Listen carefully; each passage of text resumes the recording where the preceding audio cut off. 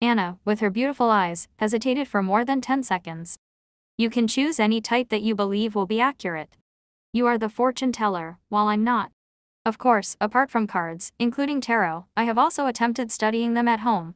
I always felt they were more like toys or a game. Klein thought for a moment, his wrists leaning on the edge of the table. He steepled his hands before his face, his gaze peaceful. He said softly, "Then we shall use the astrolabe."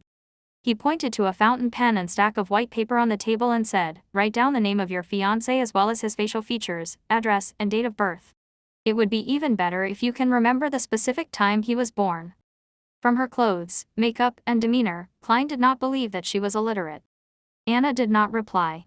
She extended her hand and took a piece of paper. She lifted the pen and dipped it in some ink. She started writing, pausing occasionally to think. 2 minutes later, she pushed the paper toward Klein. Klein received it and turned it around. The information on the paper read, Joyce Meyer, 15 September 1323, 2 p.m. Tingen City, East Borough, 8 Stevens Street. Short blonde hair, aquiline nose. With just a short glance, Klein quickly calculated the person's spiritual number. 1 plus 5 equals 6. In the study of spirit numerology and mysticism, adding the numbers of the day the person was born was called their birthday path number, affecting the person's life before 27. Birth month path number, calculated by adding the numbers in their birth month, affected their life from 27 to 54 years old, while the birth year path number, calculating the numbers in their birth year, affected their life from 54 years old onward. It was July 1349, so Joyce was not yet 27, thus, Klein immediately calculated the birthday path number. The number 6 represented a balanced and harmonious life, with a heart for giving and a decent marriage or engagement. Following this, he quickly calculated Joyce's year path number. The so-called year path number was calculated by replacing the birth year with the current year. The digits were then added with his birthday path number and birth month path number to get a general understanding of the person's luck for the year.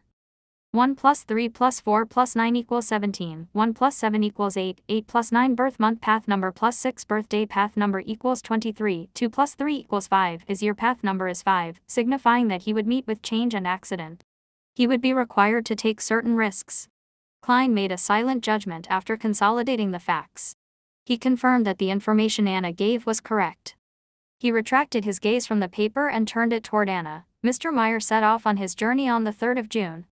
If he did not lie, that is indeed the case. Anna bit her lips. All right. Klein took the fountain pen and made a note of that. He looked at Anna with his dark brown eyes and said gently, "I will begin creating the astrolabe now. I will need some time and absolute silence. Do you mind waiting outside? Angelica will provide you with a cup of tea or coffee." All right. Anna knew that some fortune tellers had their eccentricities, so she stood up unsurprised. She took her hat with the light blue ribbon and left the topaz room. Klein locked the door and returned to the table. He followed the information and set up the astrolabe, including elements such as his horoscope and locations of the corresponding planets and stars. Throughout the entire process, he did not open the astromancy manual. He completed the setup based on his memory. Over the past few days of his mysticism studies, Klein realized that he could easily grasp and understand anything about divination, quickly turning it into instinct. Perhaps that is the ability of a seer. He completed the astrolabe and felt satisfied. He felt as though his body, heart, and soul had relaxed considerably. As he looked at the outcome, he followed the path of the horoscopes and planets, as well as other supporting details to roughly deduce that Joyce Meyer had met with an accident but would ultimately survive it. At this point, the divination was technically complete. But Klein wanted to pay much attention to his first business transaction. He hoped to build a reputation to aid in acquiring future jobs. He picked up the pen and wrote a sentence in Hermes, Joyce Meyer's current situation. He read the sentence silently and memorized the information on the piece of paper, repeating it again and again. After 7 times, Klein grabbed the piece of paper and leaned back into his chair. He imagined the sphere of light, and his eyes became darker, allowing him to quickly enter a state of cogitation. The surroundings took on an ethereal quality. A formless, boundless fog stretched above him. Klein recalled the contents of the piece of paper, then relaxed. He fell into a deep sleep in this state. He was using a dream divination technique. Repeating the question, remembering the details, and then allowing his astral projection to roam the spirit world in a dream would allow him to gain revelations. Ordinary people also had this sort of experience sometimes, but it was hard for them to recall as the signs in their dreams were more complicated and garbled. A seer would not have such a problem, for they could see the images directly. The surroundings began to turn hazy as Klein turned half asleep. In the contorted fantasy, he saw a blond young man with an aquiline nose. He was swimming frantically in a sea of blood, nearly engulfed by the waves. But in the end, he managed to escape to shore. The image shattered and changed. Klein saw a blue house with a toy windmill at the door. That blond young man was entering the house slowly, seemingly in joy. At this moment, the image changed once again. Klein realized that he was inside a magnificent palace. The walls were destroyed and damaged beyond repair. Moss and weeds grew in multiple areas. Through the holes in the walls, he could see a mountain peak and clouds clinging close to it outside. Atop the palace was a huge throne carved out of stone. It was adorned with dull gemstones and gold. It looked as though it was not prepared for a human. This giant throne was empty and mottled, as if it had been washed over by the ages. Klein looked around in confusion. He did not understand why he would be dreaming of such a scene. His turbid mind turned sharp as he subconsciously walked out of the palace in an attempt to ascertain where he was. Suddenly, he felt a gaze fall upon him. It was a gaze that came from behind. Klein suddenly turned around and stared towards the giant stone throne, only to see a scene of countless transparent maggots slowly twitching and growing. Klein gasped. He opened his eyes and woke up from his dream. Crystal balls, tarot cards, and the prepared astrolabe entered his vision. Reality quickly replaced fantasy. The initial dream was the result of the divination, but what was the later dream about? It seemed to be targeted at me. Klein put the piece of paper down. He rubbed his temples and contemplated. He could confirm that it wasn't his fear projecting itself in the form of a dream, for he was doing the divination himself. A palace not meant for humans on the peak of a mountain, the silent stare, the contorted and weird scene of the maggots, Klein silently guessed as he recalled. Has the luck enhancement ritual communicated with that existence? Or is it a result of the Antigonus family's notebook, right? That notebook mentioned the nation of the Evernight in the Hornaces mountain range. The palace in the dream was on a mountain peak. He made a simple deduction and was relieved that he had picked seer. According to Old Neil, mystery priors could also divine through dreams, but they weren't as effective as a seer. Sigh, it sure isn't letting me go. All I can hope for is the early capture of Ray Bieber. Klein collected himself and picked up the piece of paper with the diagram of the astrolabe. He slowly walked towards the door. He opened the door and headed to the reception area. He saw Anna looking out the window, completely ignoring her cup of black tea. Ah, Mr. Moretti, is there a result? She saw Klein in her peripheral vision and stood up in a hurry. Klein did not answer her immediately. Instead, he asked according to the revelation he received from the dream, does your house, or Mr. Meyer's house, have a toy windmill? Anna's eyes widened, shocked into silence. After a while, she muttered, that was a present he gave me. It is by the door at my house. How did you know that? See, can this be defined? Klein smiled and spoke with a gentle tone, congratulations Miss Anna, Mr. Joyce Meyer is currently a guest at your place. If you rush back, you should still be able to meet him. He just experienced a calamity, an unimaginably painful journey. What he needs now are not questions, but consolation and a warm hug. Really? Anna asked in disbelief. The fortune teller she knew would never speak with such certainty or give such firm conclusions. You will know if you go back immediately, Klein replied with a gentle tone and smile. Oh, Lord of Steam, is that true? Has my poor Joyce returned? Are you certain? No, I cannot believe it. Anna froze for a moment and said a few delirious words. She took out a one-solly note from her purse and did not wait for Klein to give her the change. She broke into a small jog as she left the divination club, taking a carriage back home. Does this include my tip? Klein looked at the note and shook his head with a laugh. A two-wheeled carriage steered quickly across the streets and entered Eastborough. Anna watched the street sweeping past her, feeling a mixture of unease, anticipation, and fear. It did not take long before the toy windmill entered her field of vision. She got off the carriage, showing no care for her bearing. She staggered quickly towards the door and rang the doorbell. The door creaked open, revealing a blond young man dressed in a black formal suit. He was haggard, but his eyes carried a glint of joy. He had an aquiline nose. I thought that I would miss you today, Joyce said with a smile. Oh, exalted Steam, you really are back. Anna rubbed her eyes, exclaiming in pleasant surprise. What the fortune teller said was true. No, that was a real seer. It was simply fascinating. Thoughts welled in her mind as Anna pounced forward with tears in her eyes and gave her fiancé a warm hug. The two of them hugged silently outside the grayish-blue house. The toy windmill turned slowly, seemingly tossing all their difficulties far away. In a rather spacious living room, Anna and Joyce were seated on different sofas, separated by Anna's parents. Joyce sighed with a satisfied expression and said, "Exalted Steam, I am so lucky to come back alive, to be able to see Anna again." "My poor Joyce, what happened?" Anna couldn't help but ask with concern. Joyce took a glance at his fiancée and his expression turned grave. "I still feel terrified to this day.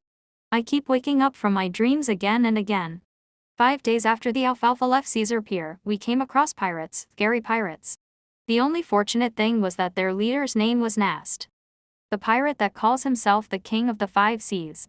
Anna's father, Mr. Wayne, asked in shock. Although Joyce had already been there for half an hour, he did not volunteer details about his ordeal. He appeared to be fearful, perturbed, and uneasy. It was only after Anna returned and hugged him that he finally appeared to put it behind him. Yes, due to his declaration of being a descendant of the Solomon Empire, the King of the Five Seas, Nast didn't believe in killing captives. Hence, we were only robbed and didn't lose our lives. His subordinates even left us sufficient food, Joyce said as he recalled the ordeal. His body started to quiver, but he continued to describe his deepest and scariest nightmare. "I didn't lose much of my wealth. I believed that my misfortune was over, but as we continued towards our destination, a heated conflict erupted among the Alfalfa's passengers and crew. From disagreement to fighting to drawing revolvers and raising swords to kill each other. I saw nothing but blood during that period. One after another, people beside me fell with eyes opened, never to be closed. Their limbs, hearts, and intestines were scattered across the floors. Those of us who were unwilling to turn into savage beasts, the rational group, had nowhere to hide and nowhere to escape. We were surrounded by deep blue waves and the boundless ocean. Some wailed, some begged for mercy, some sold their bodies, but their heads were hung from the mast either way. Anna, I reeled in despair back then. I thought I would never see you again. Fortunately, in such a nightmare, there was still a hero. The captain took us to hide in the sturdy keel of the ship, and we relied on the stored water and food there until the maniacs reached their limits. Mr. Triss encouraged us, courageously leading us in an assault against those murderers. After an unforgettable bloody battle, we survived. But the Alfalfa strayed off course, and only a third of the original sailors remained. When he depicted the most horrible and darkest side of the human psyche, Joyce couldn't help but recall the hero, the man that called himself Triss. He had a round and amiable face. He was shy like a girl and enjoyed staying in a corner. Only people whom he was familiar with knew that he was a very good conversationalist. But it was such an unremarkable boy who stood in front of everyone with determination in the worst of days. Oh, exalted Steam, my poor Joyce, you went through such a heartbreaking ordeal. Thank God, praise be to God, he prevented us from eternal separation. Tears welled up in Anna's eyes as she constantly dotted 3 points to form a triangle, the sacred emblem for steam and machinery. Joyce revealed a faint pale smile. This is the reward for our faith. The Alfalfa then went through storms, lost its course, and after surmounting one challenge after another, arrived at Enmet Harbor. Due to the bloodbath that had taken place on the boat, those of us that survived were held captive by the police and questioned separately. We didn't have a chance to send telegrams home to update our loved ones. When they released us this morning, I immediately borrowed some money from my friend and took the steam locomotive back. Thank God for letting me set foot on the land of Tingan again, allowing me to see all of you again. Then, he looked towards his fiancée in confusion. Anna, when you saw me, I could feel your happiness and surprise, but I couldn't understand why you rushed towards the door so excitedly right after you got off the carriage. I had planned on giving you a huge surprise. Anna thought about what had happened earlier, and continued in disbelief. There's nothing to hide, Joyce.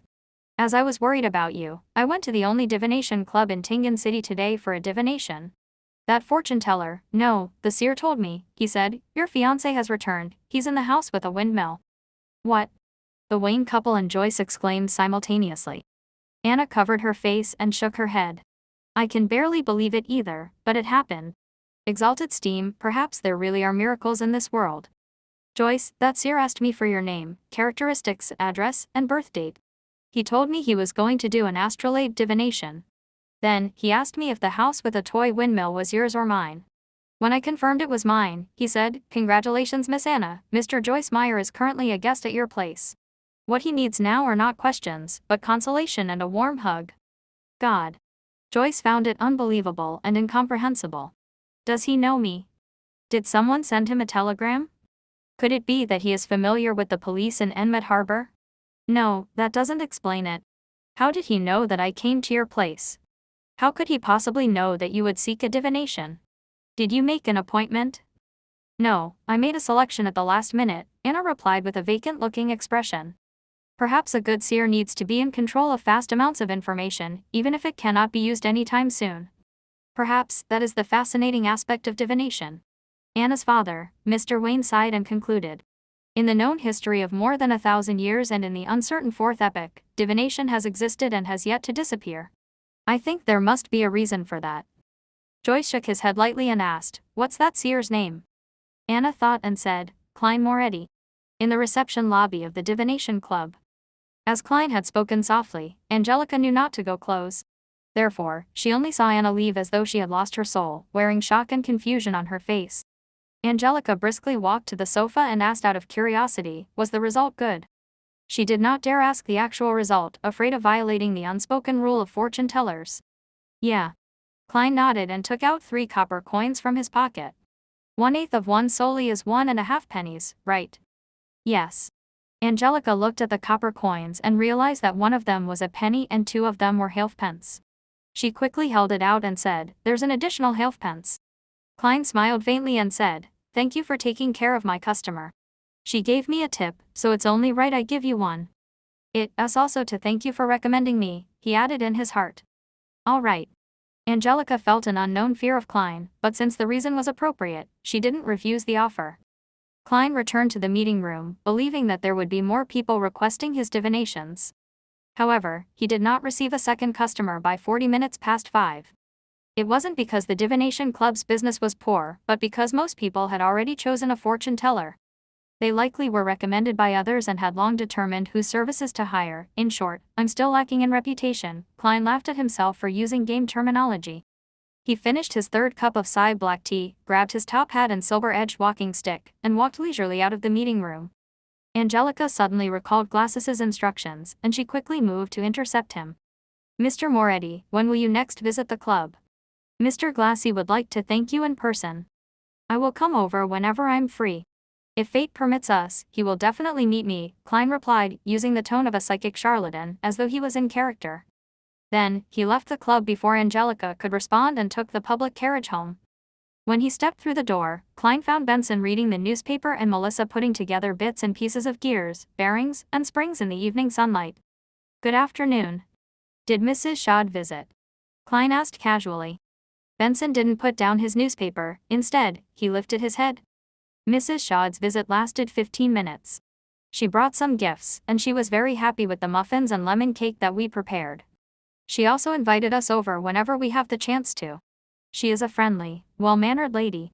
She knows how to carry a conversation very well too. The only problem is their belief in the Lord of Storms. They believe that girls shouldn't go to school, but should be homeschooled instead," Melissa complained. It was obvious that she was very upset about it. "Don't mind that. As long as she doesn't disturb us, she will still be a good neighbor," Klein comforted his sister, smiling. The Lone Kingdom was a multi-religious nation, unlike the Frosek Empire in the north which only believed in the god of combat, or the Faina Potter Kingdom in the south which only worshipped Mother Earth. It was inevitable that the congregations from the 3 major churches of the Lord of Storms, the Evernight Goddess, and the God of Steam and Machinery had conflicts in beliefs and customs. After 1,000 years of this, they restrained each other, making coexistence possible. "Okay." Melissa pursed her lips and redirected her focus onto the pile of parts again. After dinner, Klein continued revising history. Only when Melissa and Benson showered and returned to their rooms did he wash up, enter his bedroom, and lock his door. He needed to organize and summarize what he had learned and the problems that he encountered to prevent himself from forgetting or missing out any critical points. Only by doing so would he be able to respond to subsequent developments in the future with a clear train of thought. Klein flipped open his notebook, took out his pen, and started writing in Mandarin. Why is the key to digesting potions acting? After pausing for a moment, Klein continued writing. The essence to resolving the problems with potions is through digestion, not simply controlling it. This can be understood in a straightforward manner. Merely controlling it would be akin to using the power of potions as an external tool. A tamed beast, no matter how well controlled, would ultimately not be a part of a person. The risk of it turning on them would be ever present. As for digestion, it is to view the down potion as a part of them. They can break it down, fuse with it, absorb it, and form an overall system. I am currently certain of this point. What is more important is how acting helps in digestion. According to my experience as a seer today, I can make two hypotheses. They can be verified in the future. 1. Acting based on the potion's name changes the state of one's body, heart, and soul, making them closer to the remnant headstrong psyche of the potion's core. This results in resonance which allows gradual assimilation and absorption. 2. The remnant headstrong psyche spirit of the magic medicine might be like a computer with complete defensive mechanisms. If one wishes to attack it and break it down, they will need to find a bug, security hole, or key.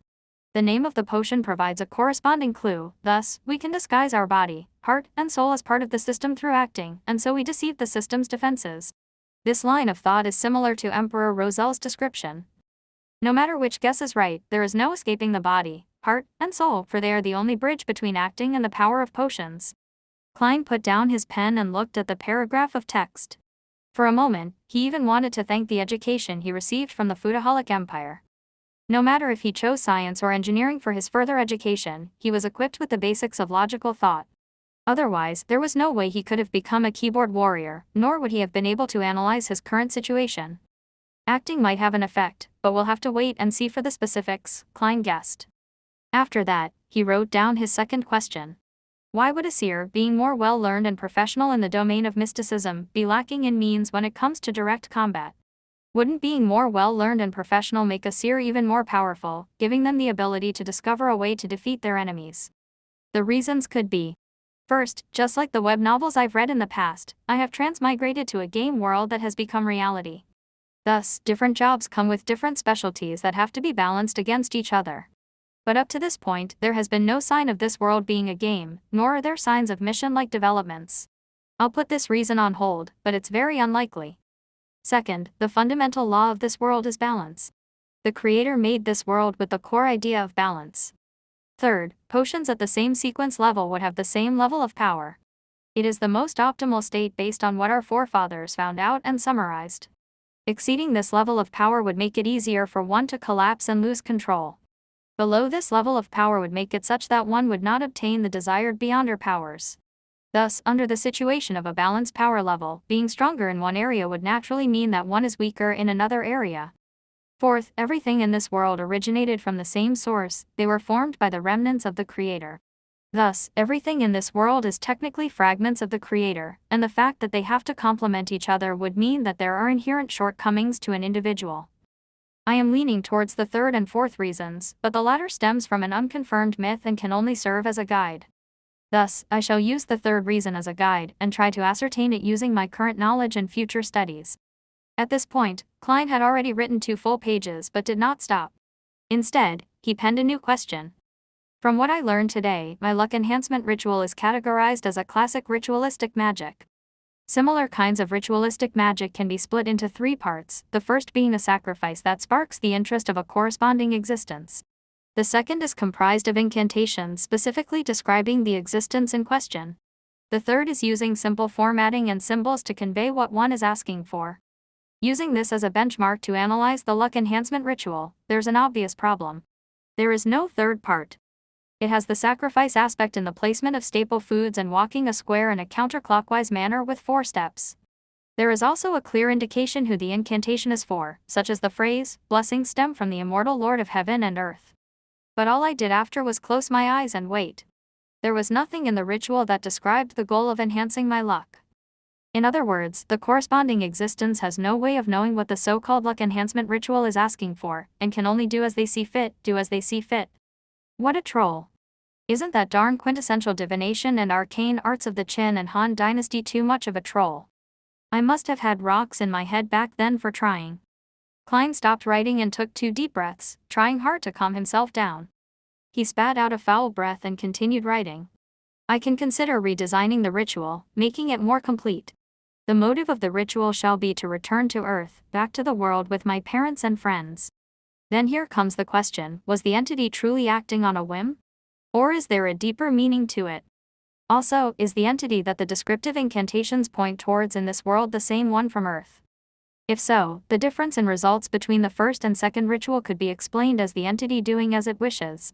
But the results of me appearing above the gray fog during the second and third time, while being able to connect to justice and the hanged man, has basically no differences. Why would that be so? If the fourth ritual tomorrow afternoon shows me the same stable results, that would mean that the effects are consistent. That would mean that the unknown entity has an agenda I do not know about. If that is the case, adding new descriptions and requests would not get me a clear response. In fact, it might complicate the ritual and result in adverse effects. Would the difference between the first ritual and the subsequent rituals, under the premise that the entity I called upon is the same one, mean that the results would be different depending on the world I'm in? It is like I am using a different interface. Then how can I design it to obtain my desired outcome? If I think that the entities behind the first and subsequent rituals are different, some of the questions can be perfectly answered. But similarly, the stability of the results in the second and third rituals would mean that the entity I am praying to has a certain agenda, and there is no way I can change that for the time being. The most important question is the identity of the entity that the ritual is directed. Where is he, and why doesn't he give me any clues or guidance? Could he be deep in the world of fog? Can I treat him as an entity in slumber, an entity that would give fixed responses if I give him a certain stimulus, but would not interfere with what I do other than that? Then I can introduce a different ritual as a stimulus and conclude whether the feedback I receive is regular. That way, I can find the correct method of returning.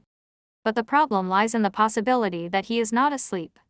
In that case, such tests might result in terrifying outcomes. It might be really dangerous. The first attempt must be conducted with extreme caution. The design must not anger the being. What a headache.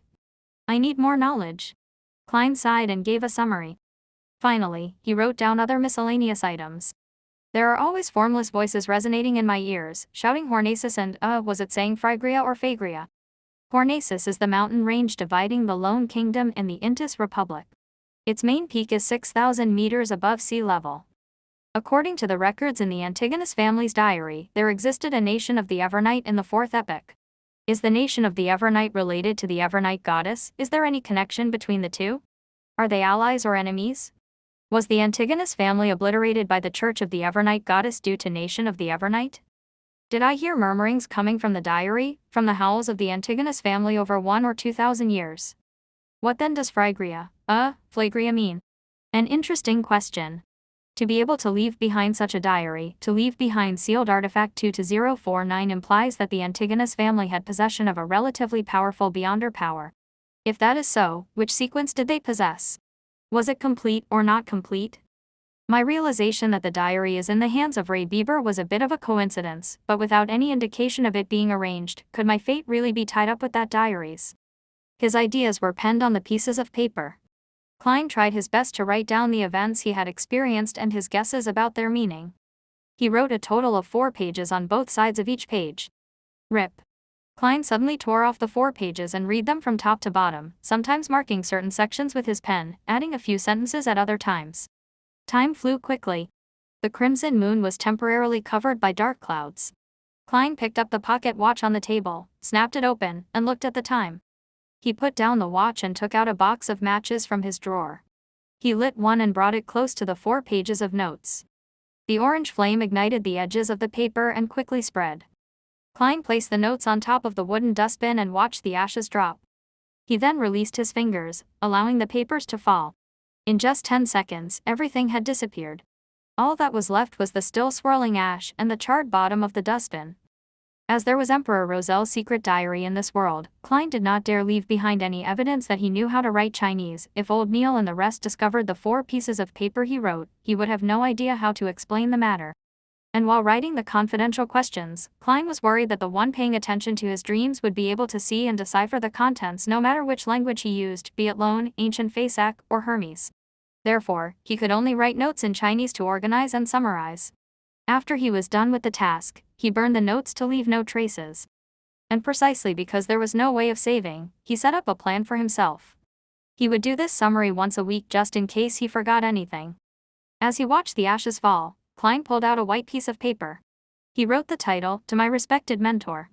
He wanted to write to Senior Associate Professor Quentin Cohen, asking if he had any relevant historical information about the main peak of the Hornaces mountain range.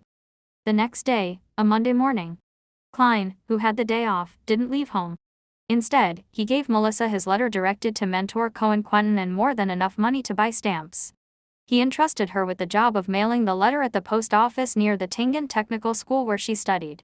After breakfast, he slept in to make up for the lack of sleep caused by the previous night's work. He only woke up because of his stomach's grumblings close to noon. He heated up some leftovers from the night before and ate them with a loaf of rye bread. Klein grabbed a newspaper and entered the bathroom on the second floor. Whenever he did that, he couldn't help but sigh at the lack of a cell phone. After about 7 or 8 minutes, he left the toilet refreshed and washed his hands. He then returned to his bedroom and locked his door. Klein drew the curtains, lit up the gas lamp, and cogitated for half an hour. After practicing his spiritual vision, spirit dowsing, and dowsing rod for half an hour, he spent another hour mentally reviewing the mysticism knowledge he had gained recently. After doing that, he ripped up the old newspaper and crumpled them into a few balls. He wrote on them, moonflower candle, full moon essence oil, and other names of materials.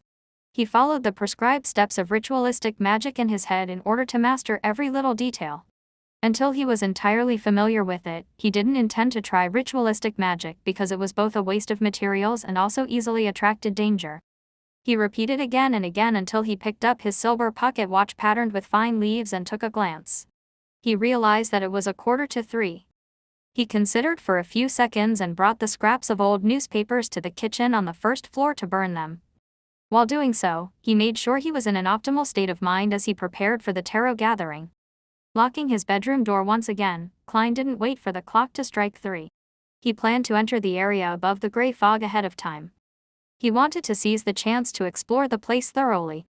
As Klein stood in an empty spot in his room and started walking counterclockwise, he suddenly worried that Justice and the Hanged Man had yet to enter a suitable environment. He thought of a particular matter. Would they be disturbed or discovered? He had previously mentioned to allow Justice and the Hanged Man to apply for leave ahead of time if they needed to be absent from the gathering for some reason, such as being unable to find time alone or unexpected circumstances. It would have been an almost unsolvable problem for Klein in the past. There was no way he could build an entire server-based internet by hand in a different world, right? Any technology beyond the telegram could expose him. But now, he had suddenly found inspiration from ritualistic magic.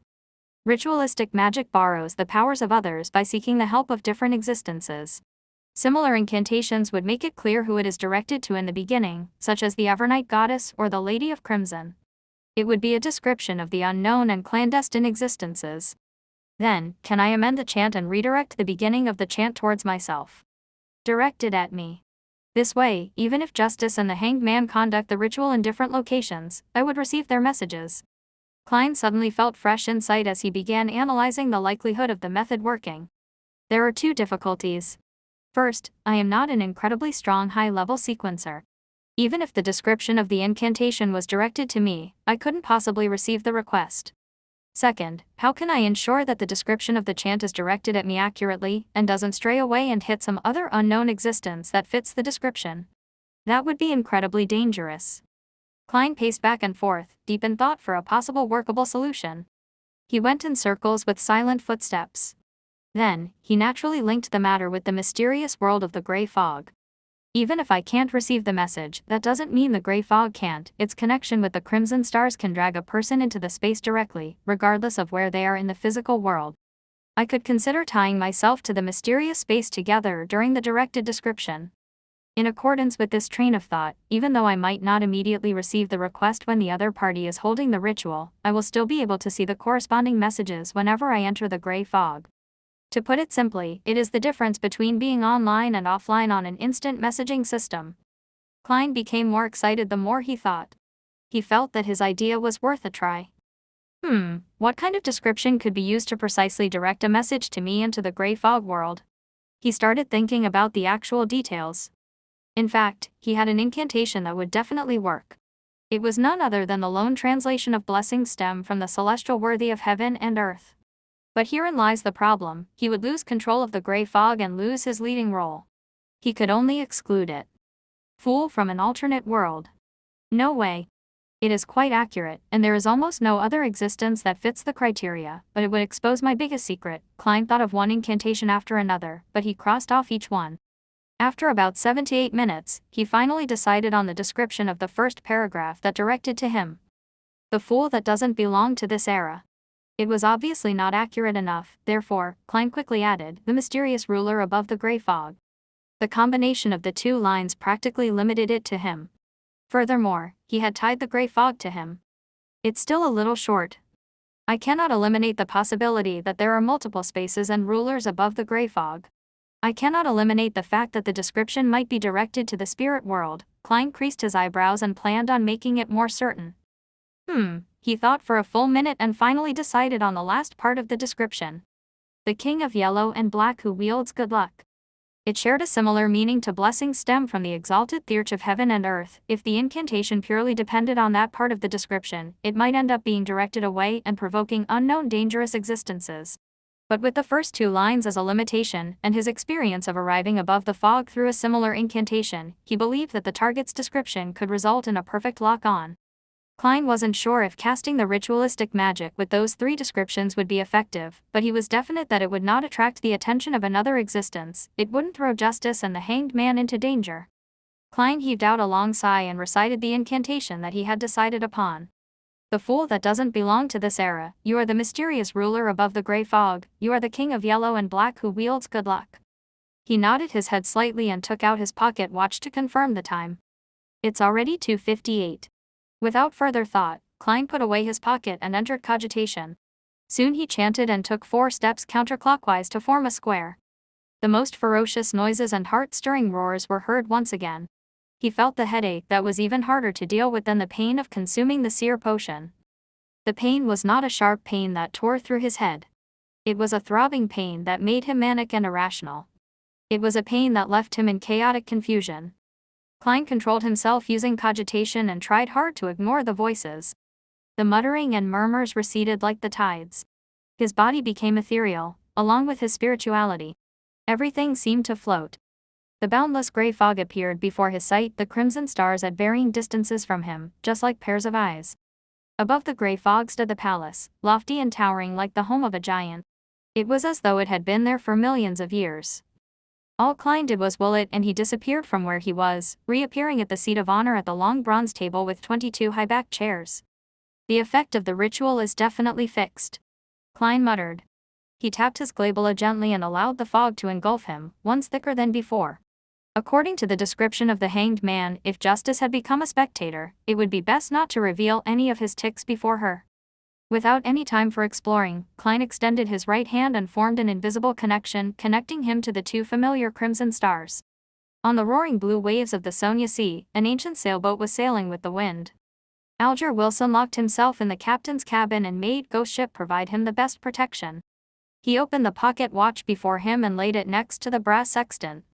The clock was ticking without joy as it exuded nervousness.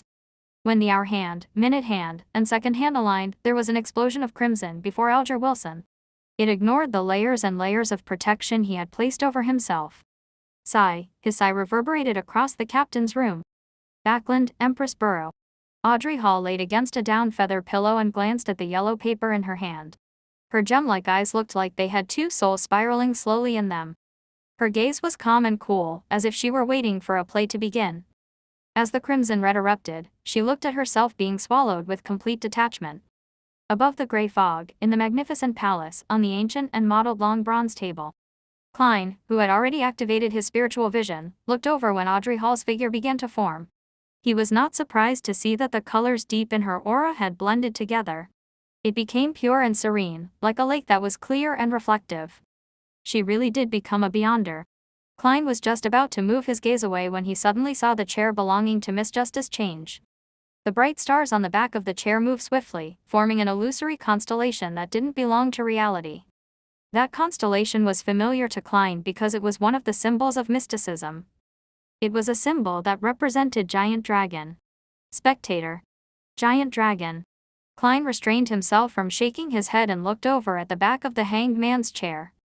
Typically speaking, it was impossible for him to see the back of the chair from his angle, but this was where he was in control. Everything presented itself according to his will. The constellation on the back of the chair had not changed, but since Klein had grasped the basics of mysticism, he wasn't as ignorant as before. He could recognize that it was the symbol of windstorm. Sailor. Keeper of the sea. Windstorm. That's reasonable. The color deep in the hanged man's aura is much purer than it was. Has he leveled up? Oh yeah, what about the symbol behind my chair? Klein suppressed his impulse to look, rapped the edge of the long table thrice just like before, and smiled as he said, "Congratulations, Miss Justice, you are a Beyonder now." He can tell straight away. Audrey was stunned and smiled faintly. "Thank you, Mr. Fool, and thank you, Mr. Hanged Man. That was much faster than I thought," Alger Wilson said honestly. Klein didn't continue the topic but tapped his glabella and said with a smile, "Lady, sir, have either of you found Roselle's diary? The fool that doesn't belong to this era. The mysterious ruler above the gray fog. King of yellow and black who wields good luck." Audrey Hall recited the 3 descriptions to herself silently. She suddenly felt a tumultuous wave of emotion go through her, preventing her from maintaining her spectator state. As an aficionado of mysticism, she had learned Hermes that was used in rituals and had tested out the rituals that fellow noble aficionados mentioned in private gatherings before she was pulled into the gray fog or made formal contact with Beyonder powers. None of those rituals had any effects, but they had given Audrey a basic understanding of the structure of incantations. Thus, she knew clearly what these 3 incantations described and signified. The descriptions usually described one of the 7 gods that looked over this world. Thus, the Fool's incantation was claiming status equal to the Lady of Crimson, Mother of the Secrets, and the Empress of Disaster and Horror. Is Mr. Fool the unknown, mysterious, powerful, godlike entity that Glaint spoke of? The source of danger that we must avoid in rituals? Audrey quickly recalled the comments made during the strange rituals which she and her friends did not dare attempt back then. She was momentarily at a loss for words. Alger Wilson, who knew and understood much more than Audrey, shivered from the bottom of his heart. If the ritualistic magic which Mr. Fool designed truly points to him to allow him to accept our requests, we would have to be addressing him with him. He is to be addressed in the 3rd person, which is reserved for gods. How lucky, how smart I was to act in concert with him and not do anything foolish. Even when I was testing him, I did not step beyond the boundaries of normalcy. Could he perhaps be an ancient, mysterious, horrifying existence, only that he does not appear before us in his true form and name? The primordial daemoness, the hidden sage, or the true creator which many mysterious churches believe in? Alger understood that the fool he was looking at now might not be his true form. He might not even have a gender or be a humanoid creature. Klein propped his forehead up with one hand and tapped on the table with the other hand. He acutely noticed the changes happening to the Hanged Man and Justice. But he acted as though nothing happened, as if everything was within his expectations. He continued without any care. "I pray for your help. I pray for your loving grace. I pray for you to give me a good dream. Moonflower, an herb that belongs to the red moon, please bestow your powers to my incantation. Fingered citron, an herb that belongs to the sun, please bestow your powers to my incantation." He finished describing the incantations that belonged to another type of ritual. After he was done, he smiled.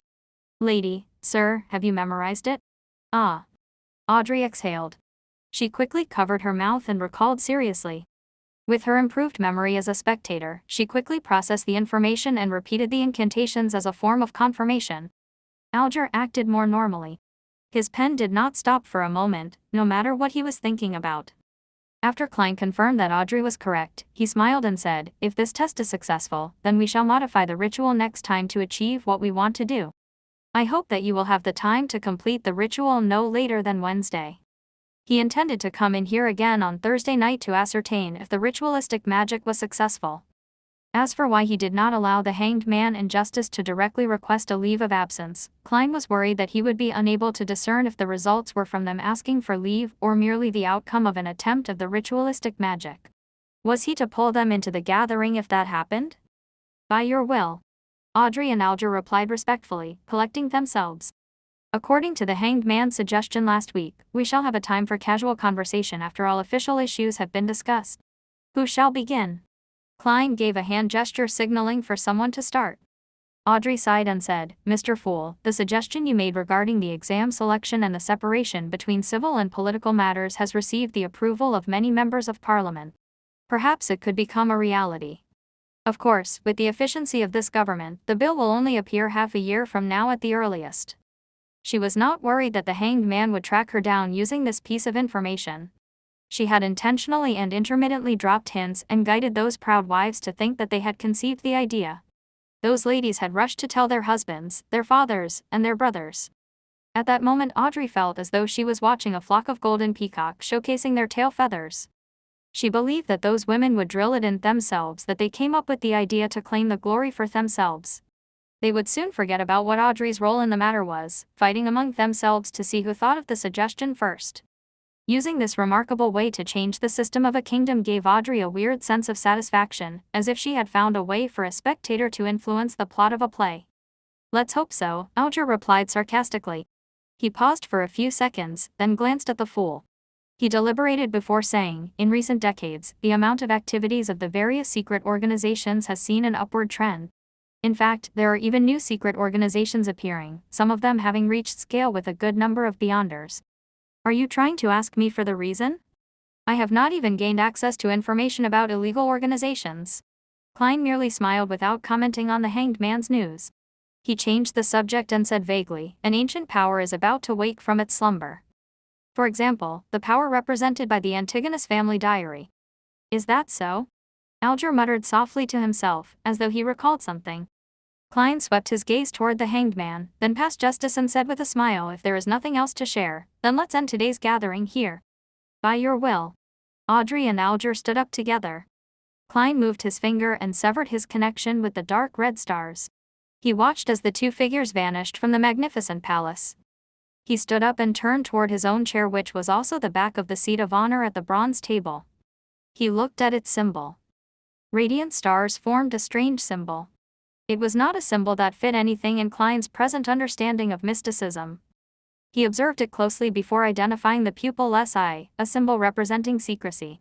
He also saw contorted lines that represented change. Each of the symbols were missing a portion and were overlapped with each other, creating a new symbol. An incomplete secret and an incomplete change. What do we get when we add them together? Klein creased his brows and muttered to himself, unable to come up with an answer. He retracted his gaze and walked along the ancient, magnificent palace. His eyes scanned every corner of the palace. Back when I casually imagined this place, it was merely a rough concept. I did not describe the shape of the palace, table, or chairs. Where does this design come from? The best choice? The first prototype? Or are they a reflection of reality? Klein suddenly had a question he neglected previously as he looked at the palace. Sigh, I have to say that even though I am a keyboard warrior, I am lacking experience in many areas. I am also not observant enough, to the point of only realizing this question now. With such a self-reflection, Klein made a serious effort to examine every corner of the palace, but did not find any other living things or anything strange. Klein did not dare to venture deeper, which seemed to be an illusory land without boundaries. He was afraid that he would end up completely lost. Wow, this place is indeed filled with mysteries. Who knows if there will be any changes to this area when I become more powerful? Klein sighed. He unleashed his spirituality and enveloped himself within, causing him to feel the rapid rush of plummeting. Everything flew past quickly. All kinds of illusions shattered. He tore through the grayish-white fog and saw reality. He saw the table, curtains, and clothes rack in his room. Backland, Empress Burrow. Audrey saw the oil painting that hung on the wall. She felt the softness the down-feathered pillow under her head provided. She did not stand up immediately. Instead, she seriously recalled what had happened during the gathering, as if she was watching a play she had already watched.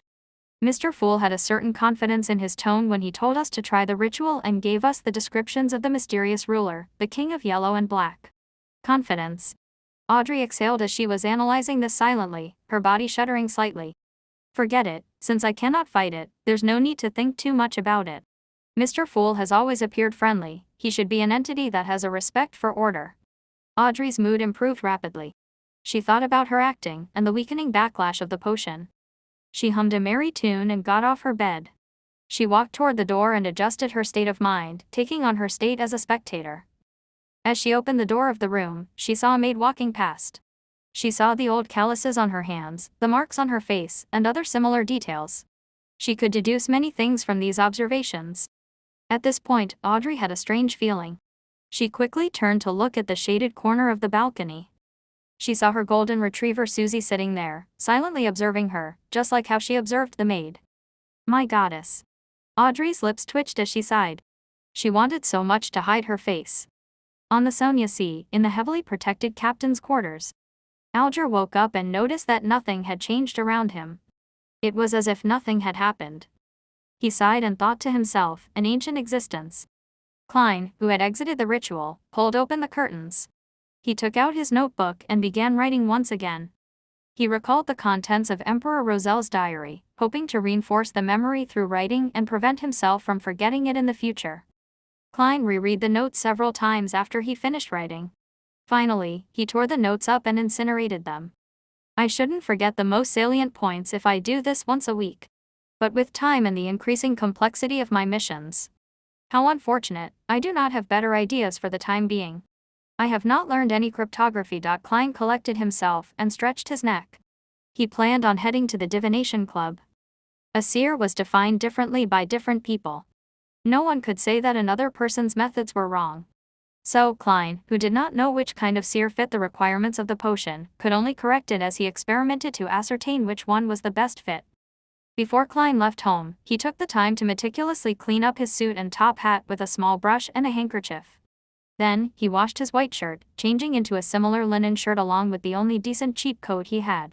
He then briskly walked out onto the street. First, Melissa's dress. Then, Benson's suit. Only then can I consider a second suit for myself. Money is never enough. Besides, we need to save money to buy porcelain tableware to receive our guests. Plus, I have to save money to buy a variety of materials related to mysticism. Klein sat on the public carriage and took note of the financial status at home.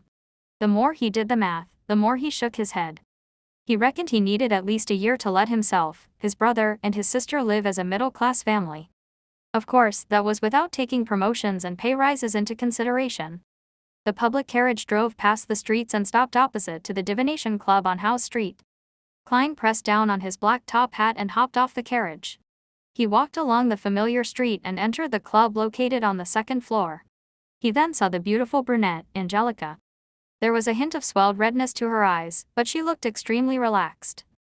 Klein raised his hand to tap his glabella lightly and carefully examined her. He found out that the grayness deep in Angelica's emotional colors had greatly dispersed. It had been replaced with sunlight-like whiteness. After taking it in, Klein walked over, took off his hat, and smiled. "Madam Angelica, it's a lovely day today, isn't it?" Angelica lifted her head and was briefly shocked. She then beamed and said, "You are just like Mr. Vincent's cat. You don't make any sounds while walking, do you? You managed to tell. I forgot that you are a fortune teller skilled in face reading." She paused, then she gently bit her lip before bowing. "Thank you. Thank you for your suggestion yesterday. I feel much better. I haven't been this relaxed, happy, and contented in a year." Upon hearing her show her sincere gratitude, Klein was infected with the joy and happiness she had. The corner of his lips lifted, and he said, "It's my pleasure." As he spoke, he could feel his spirituality relax and turn livelier. Is this what the seer potion wants? A seer that can really help the inquirer? Klein pinched his glabella as though he was thinking before secretly tapping twice. It had to be said that he found the action of activating and deactivating his spirit vision in practice insufficiently inconspicuous. However, the problem was that he hadn't thought of a better solution yet. As he had just become a seer recently, his spirituality had yet to reach its limit, and the same was applied to his mastery. Hence, there didn't seem to be many suitable locations for an activation switch for his spiritual vision. The glabella was the best option by far. When I become a true seer after fully digesting the potion, I should be able to design a more inconspicuous activation motion. Klein nodded unnoticeably and walked towards the half-open meeting room. "Coffee or tea?" Angelica asked hurriedly. "Desi coffee," Klein answered. He planned on trying out all the drinks the Divination Club had to offer. Then, he saw that there were 6 or 7 members present, but not Hannes Vincent, who almost always was. "Mr. Vincent isn't here." Klein stopped in his tracks and asked a passing question. Angelica was taken aback as she said, "Mr. Vincent doesn't come every day. He accepted an invitation to give a lecture for a divination organization at Enmet Harbor. Are you looking for him?" "Not at all. I was just curious. After all, I've seen him every time I've come here." Klein shook his head with a smile. Meanwhile, he realized that there was a familiar face among the 7 members present. Glassy, who had defined for him before, was present. Glassy was reading some information on the table with his monocle when he suddenly sensed someone looking at him. He lifted his head, cast his gaze. Obvious joy suffused his face as he propped himself up with both hands and stood up. He dashed towards Klein and stopped before him. Good afternoon, Mr. Moretti. I have been wondering if you would come today. I heard from Angelica that you are not a doctor, but a fortune teller who is good at face reading. Klein smiled. That's not the only thing I'm good at. Mr. Glassy. You no longer seem plagued by your ailment. He pinched his forehead and tapped his glabella twice. He noticed that Glass's health colors had returned to normal. Yes, I was very regretful for not taking your suggestion back then. Luckily, there is a very amazing apothecary near my place. He gave my wife a magical medicine which brought me away from death, Glassy said emotionally. As a quasi-member of the Nighthawks, Klein asked out of occupational interest, very amazing apothecary. Very magical medicine. Magical. How magical? Is it within the range of Beyonders? He said that it was a kind of folk medicine from Lenberg. In short, it helped with treating my illness a lot, Glassy answered, without noticing anything abnormal about the question. Folk medicine apothecary. Klein tapped his glabella as though he was thinking. What's his name? Where does he stay? As you know, even a fortune teller can't guarantee that they would remain in the pink of health all the time. Perhaps, I will need to go to purchase some medication from him in the future. Klein learned from his teacher and classmates that the current health system in the world was in a nascent state. There was almost no cure to many diseases, so the magical medications and miraculous apothecaries still controlled the market. There was no harm in knowing more, since it could one day serve useful. Glassy answered honestly, his name is Lawson Darkwaide. He has a tiny store at 18 Flat Street in East Borough, named Lawson's Folk Herb Store. Thank you. Klein remembered it and spoke sincerely. Glassy turned around and invited him to sit beside him. At that moment, Angelica came over to serve the coffee she brewed. Compared to Southville coffee, Desi coffee is more fragrant but has quite an inferior taste. Klein took a sip and savored it for a moment. Glassy hurriedly deliberated his words when he saw Klein put down his white porcelain cup. Mr. Moretti, can I request a divination from you? I will pay according to a price you set. 8 pence is sufficient. I will not raise the price out of the blue. Klein was hoping that someone would request his divination services. Do you need a divination room? All right. Topaz. Glassy led the way with much more familiarity. After entering the divination room and locking the door, Klein sat behind the long table. He asked in a serious voice, Mr. Glassy, what would you like the divination to be about? I have an investment opportunity, but the amount of money it involves is huge. If it fails, my family and I will take a heavy hit. I wish to know if it will be a successful investment. Glassy volunteered the information. I have defined using tarot cards previously. A divination after purifying my soul. The result was pretty good. Yes, I did the interpretation myself, but I did not violate the principles of those symbols. Klein thought and asked curiously, it'd be great if you could describe the entire situation once more and give me your information again. It'd be best if you have the other party's information too. We will do an astrolabe divination. All right. Glassy organized his words and said, when Mr. Lanevis examined the Hornaces mountain range, he discovered a gigantic mine rich in high-quality iron ore. He poured in all his savings to buy that land and hired a professional company to survey it. The result was a heartening one. He lacks funds needed for subsequent developments, so he formed a steelworks company and intends to apply for a loan from the bank using the project. At the same time, he will also issue a corresponding number of shares to raise its initial capital. The plan is still in its preparatory stage and promises fat returns. Klein, who had been reading the newspaper recently and also happened to be a history expert, knew that there were shares in this world. He also knew that the concept of shares was derived from Emperor Roselle. Yeah, him again? During the colonization of the southern continent, he had set up the Cybern Company and solved the nation's fiduciary matters successfully by raising funds from the public through the issue of shares. As such, he had the first mover's advantage from colonization. Because the returns were great, this development continued on. For example, there were railway shares, mining shares, steam development shares, and so on and so forth. There were some that succeeded and there were some that failed. Hence, it catalyzed the formation of organizations like the Backlund Stock Exchange. Besides that, the Emperor Roselle had created national bonds, unit trusts, and other financial products. The former had become the most stable form investment, with a return of 4 to 6% interest. Klein remembered that Benson had once said that if he could inherit £3,000, there was no need to work hard any further. The stable annual interest of about 5% would result in an annual fixed income return of £150, roughly equivalent to Klein's annual income at present. This is known as rentier capitalism. Klein sighed and asked carefully, "Are you sure there's nothing wrong about this? Is Langvis trustworthy? I've seen his property papers and the inspection report. There is the Chevalois County government stamp and an endorsement of a professional company. Plus, inside Mr. Langvis's office is a group photo of him with Sir Duiville and the mayor." Glassy nodded in reply. Group photo. That doesn't mean anything. Klein, who was born in an era of information explosion, had seen too many similar incidents.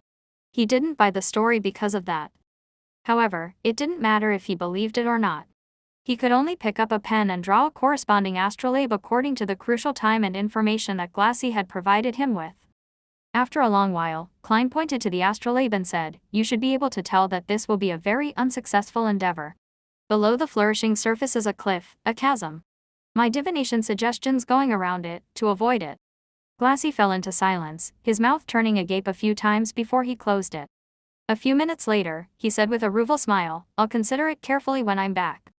Upon hearing this answer, Klein could only shake his head with a silent sigh. He realized the helplessness of a seer. A seer could only give suggestions and not make the decision for others.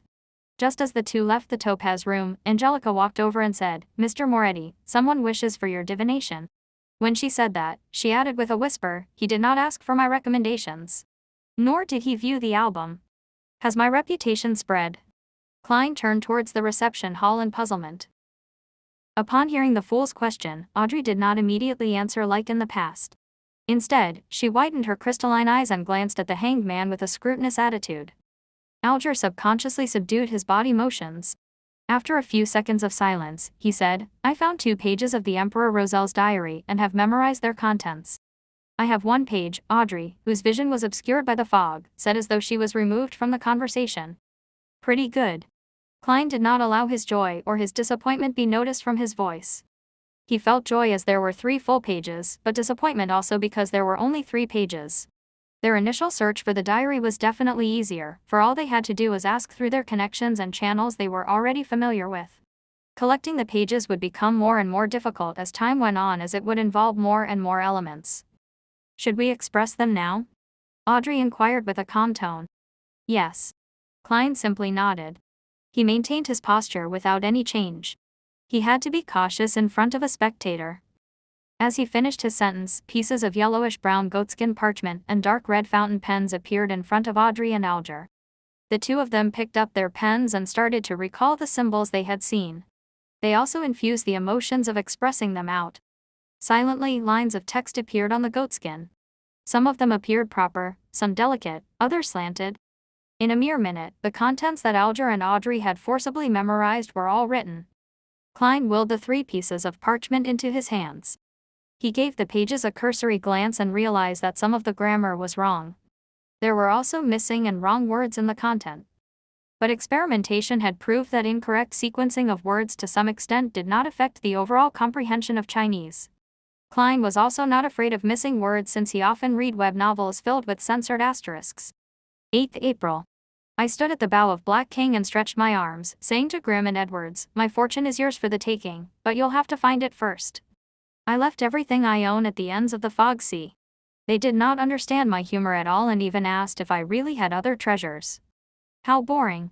You can't be my 4 horsemen of the apocalypse if you keep at that. April 11th. I discovered a nameless island that was not on a safe sea route. There are a good number of extraordinary animals there. No, I prefer calling them extraordinary beings, it feels more impressive that way. Other than that, there are several weird creatures on the island. I believe that if Darwin had been transmigrated there is no way he could have written his theory of evolution. April 15th. Grimm has suddenly become a little odd. Has he been infected by something? When did the Emperor Rosel, who was born in the Intis Kingdom, set off on a voyage? The Fog Sea should be the sea west of the Intis Republic. Yay, I need to use historical information from the library to cross-reference this. Klein quickly finished reading a page, casting his gaze to the back of the piece of paper. At this point, he no longer hid the fact that he could decipher Emperor Rosel's secret symbol, since this ability fitted the persona and status of the fool. Audrey and Alger did not speak. They waited silently, as if unsurprised by such a revelation. In fact, they even believed that it was only right. October 2nd. They actually wanted me to marry Matilda from the Abel family without even consulting me first.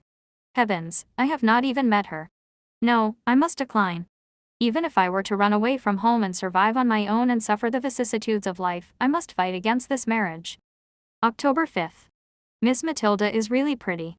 October 6th. Her personality and her demeanor is just my type. I am starting to look forward to the marriage. Hey, Emperor, where's your integrity? Klein leaned back into his seat, not allowing his emotions to pass through the fog. He realized that Gustav did not write in his diary every day early on. Most of the time, he would only write in the diary when there were certain events that he needed to lampoon, record, or to vent his emotions. He shifted his gaze downward. Klein looked at the last sentence of this page. October 9th. They actually called me the son of the steam. I like that very much. Klein was a little disappointed that the information in the first 2 pages was of little value. But he did not turn sullen. He moved the 3rd page to the top. This page had content written on both sides of the paper. May 21st. The Church of the God of Craftsmanship gave me 2 choices, 2 beginning sequence pathways. One of them is the Savant. It is a complete sequence pathway they possess. The other is Mystery Prior, which they obtained from the Moses Ascetic Order, but it lacks the higher sequences. May 22nd. My choice was easy, Savant. The Savant has a complete sequence pathway. Although wielding more information on mysticism can aid my return home, the problem is that if I am not strong enough, there is a need to acquire external help for transmigration. And I do not know if this external entity would be good or bad, benevolent or malicious. I cannot control it, and thus it could be very dangerous. In that case, why not strengthen myself and return by relying on my own powers? Thus, the complete sequence was the most important factor in my considerations. May 23rd. I have become a savant. With the power of the potion, I actually recalled all the knowledge I had learned in the past, such as physics, chemistry, etc. I have not only recalled the knowledge, but I understand it more deeply, as well as its possible applications and implications. Haha, this is a job specially tailored for a transmigrator like me from an alternate realm. I will be able to express my advantage to the greatest extent. I have to say that if I were to return in my present state to the 3rd year of high school, I would definitely become top scholar. If I could further specialize in an area, it wouldn't even be too hard for me to become a scientist. May 26th. I am enjoying my status as a savant. Something odd worth mentioning. When I address myself as a savant doing things that are in line with this role, the murmurings that drive me crazy become considerably softer. I have also been able to control my occasional temper outbursts. I have also recalled the matter regarding the diary. Is this the acting that the mysterious Mr. Zeratul mentioned? This could be key in resolving the side effects posed by potions. As Klein read the diary page, he had a deep realization that there was a fundamental difference between how he and the Emperor Roselle did things. For example, regarding the matter of returning home, Klein considered grasping in-depth knowledge of mysticism to avoid risks and accomplish his goal, while Emperor Roselle preferred to rely on himself and face the risk. I have to say, I envy people like that sometimes. Perhaps everyone yearns for something they do not possess. Of course, I also have to consider strengthening myself. Both of these are important, Klein thought, sighing a little. The description provided by Emperor Roselle about acting instilled Klein with confidence that the conclusion he made about acting yesterday was more or less correct. He put the 3 diary pages down, looked up at Justice and the Hanged Man. He smiled and said, "My apologies, I was too absorbed in reading them." Audrey calmed the envy in her heart and smiled faintly. I can understand. I hope to one day be able to exchange information about the diary's contents. That will require a price. Klein smiled and glanced at Justice, then swept his gaze towards the silent Hanged Man. Audrey put her palms together and placed them in front of her. Mr. Fool, Mr. Hanged Man, I have 3 questions to ask. If you think that the answers warrant a high price, tell me what you want, I will try my best to seek it. No problem, Alger answered succinctly. Klein nodded and leaned back further, making himself comfortable. Audrey thought for a few seconds and said, "The first question is, what does acting really mean? I realize that the remnant psyche in the potion has minute effects on me. Is that because I've been acting as a spectator all this while?" Alger did not speak. Instead, he looked at the fool as though waiting for him to give an answer. Klein rubbed his finger on the edge of the table and said in a relaxed tone, "Let me explain this with an analogy. Imagine the core powers of your potion as a tightly guarded castle. The remnants of the psyche that can cause a lashback resides within that castle. Our goal is to get rid of it and become the true master of the castle. There are 2 ways we can do that. The first is to forcefully invade the castle. There is no guarantee that this will work, and you will most definitely injure yourself unless you can suppress it with absolute power. But of course, we are not equipped to do that. The second way is to get the owner of the castle to extend an invitation. This invitation can allow us to slide through the scrutiny of the guards and infiltrate the castle. We can then easily finish off the enemies. But the problem lies in the fact that this invitation specifies the facial features and characteristics of the guest. Thus, we have to disguise ourselves and act as the guest, do you understand? Alger immediately asked, as if he had anticipated this reply. Then the aforementioned invitation is the name of the potion sequence. That's right, Klein answered with great affirmation. Audrey froze for a moment, having the sudden feeling that she completely understood what acting meant. She immediately exited her spectator state due to her excitement. She praised in joy, "What an exceptional method, I think it fits your title. Its style is very compatible with the Fool. I would never have believed that acting would have such an effect. Luckily, I have been acting as a spectator the past few days." She paused for a moment before saying, "I think that this is a very valuable answer. My heart is not at ease accepting it for nothing. Mr. Fool, what do you need in exchange? Of course, I still remember that I owe you a page of Emperor Rosel's diary." More pages of Rosel's diary, or? Klein paused for a moment. He had wanted to get information about the sequence regarding the seer but felt that such a low-level request would ruin the mystical image of the Fool. Thus, he chose to give up on it and planned to ask them discreetly some other day.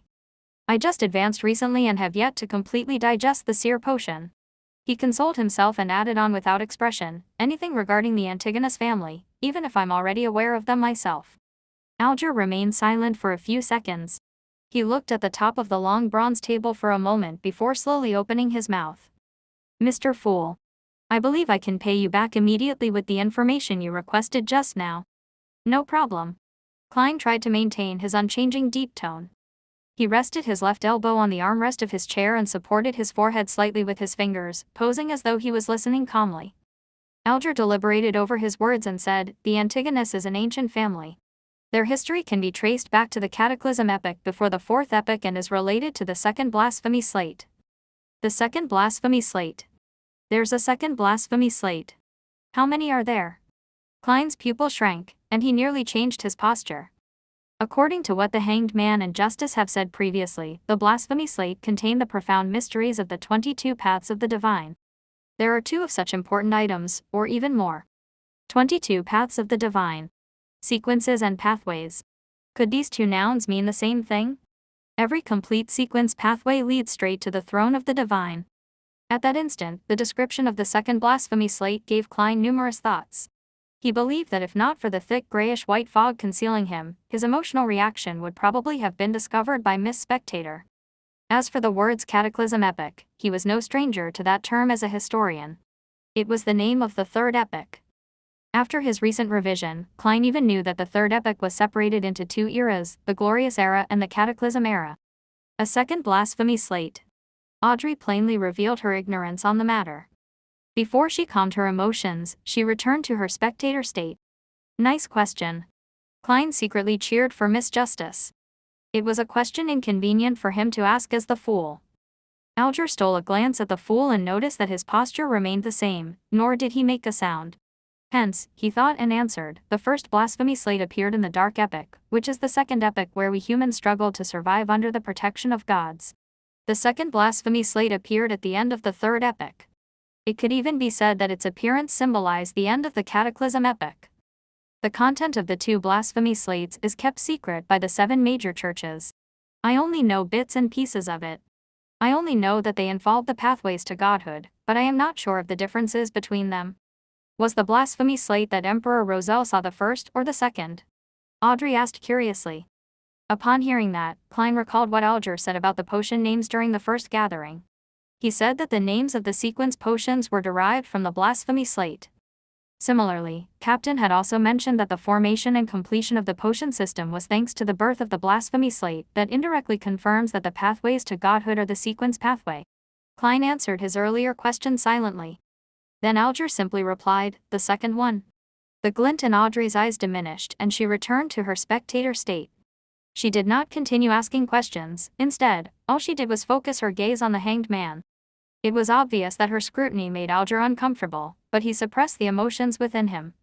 He lowered his voice and continued, during the Solomon dynasty in the fourth epoch, although the Antigonus family was considered an illustrious part of the aristocracy, they didn't do anything very memorable until they supported the establishment of the Tudor Empire. They then stood right in the middle of the stage of northern continent.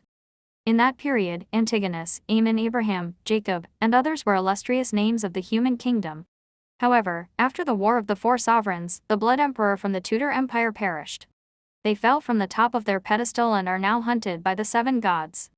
I am not sure about the actual process, but I do know that the Antigonus family was destroyed at the hands of the Church of the Evernight Goddess. Mr. Fool, if you'd like to know more, I am afraid that you can only obtain the information from the Church of the Evernight Goddess or from the few ancient secret organizations. You know which few I am referring to? I don't. Klein nodded while feeling bitter inside. Okay. The secret order is one. Captain and Old Neil mentioned the Moses Ascetic Order. I wonder if the psychology alchemists count. While he mentally checked off the candidates, Alger provided him with the last bits of information. I similarly have no idea which sequence pathways the Antigonus family held. There are only two adjectives that appear repetitively in the descriptions of the Antigonus family, and those are strange and terrifying. Strange and terrifying. Thinking back to the notebook, the original Klein and his classmates, and what happened to Ray Bieber's mother, it really is aptly worded. Klein continuously rapped the edge of the long table with the tip of his finger a couple of times. Then, he slowly began to speak. Very well, I am satisfied with the payment. The reason he continuously rapped the long table lightly with his fingers was to emphasize the action, to make Justice and the hanged man believe that he had a habit of rapping in order to conceal the fact that the same motion was used to activate and deactivate his spirit vision. It's my pleasure. Alger did not say anything else. Audrey took a look at the hanged man and then the fool. She smiled faintly and said, then, I shall ask the second question, what is the name of the subsequent potion for Spectator? Where can I find the clues? I'd also like to ask so straightforwardly, but different choices lead to different difficulties. Klein did not speak but cast his gaze towards the hanged man. Alger remained silent for a few seconds before saying, I'll answer the question for free because I led you on this pathway. The subsequent sequence for Spectator is Sequence 8 Telepathic. The ancient name of Sequence 7 is Psyche Analyst but is called Psychiatrist now. This is what I found out from a member of the Psychology Alchemists. I think they should have quite a number of potion formulas for this pathway. Psychology Alchemists. Spirit medium Dolly was rather approving of their theory, but Captain thought of them as evil and crazy. Klein listened while in deep thought. Do you know the whereabouts of that particular Psychology Alchemists member? Asked Audrey as her eyes beamed with joy. Be it telepathic or psychiatrist, both names appeal to her aesthetics. Alger gave a rare laugh. I do. He's immersed in the seas around Sonia Island. I sank him with my own hands. If you would like to look for the Psychology Alchemists, I have to apologize since I severed the clues. He was not worried that Justice would find his identity through his description because he did that on his own, out of the public eye. Sank. Audrey was at a loss how to reply or what expression to wear. She drew a deep breath and suddenly failed to maintain her spectator state. She asked bashfully, the third question. If, and I'm saying if, a normal animal were to drink a Sequence 9 potion, what would happen? What kind of a question is that? Klein tapped his glabella unnoticeably with his finger that was supporting his forehead. Very quickly, he saw the changes in color and noticed that Audrey's emotions had turned frantic, nervous, and a little ashamed. Could she have done something that stupid? Klein was astounded, but didn't find it strange. After the past two gatherings, he was certain that Miss Justice was quite an airhead. The hanged man, Alger, was obviously dumbfounded as well. He took a while to reply. Normal animals do not have the brains of humans. They wouldn't be able to learn cogitation in a timely manner. Therefore, it would most likely lead to immediate death or a breakdown into a monster. However, if they survive the initial ingestion of the potion, they should become an extraordinary creature. If the potion has the ability to enhance their intelligence, they can even become smarter. All right. Audrey breathed out a silent sigh and nodded while saying with a relaxed tone, I have no other questions.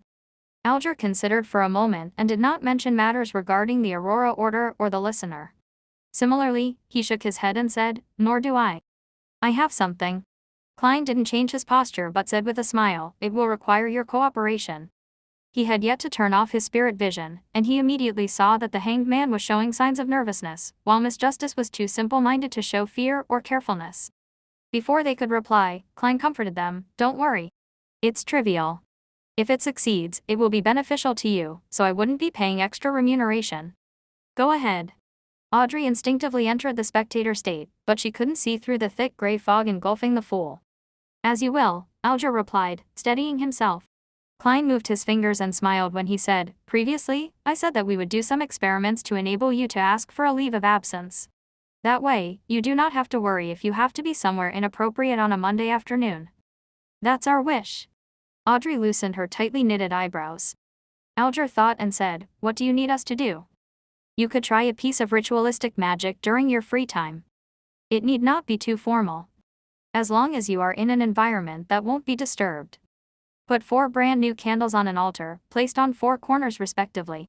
It's best if they are candles with a sandalwood scent. Put a loaf of white bread near the candle on the top left corner, a bowl of fena powder noodles near the candle on the top right corner, paella by the candle on the bottom left corner, and a desi pie by the candle on the bottom right corner.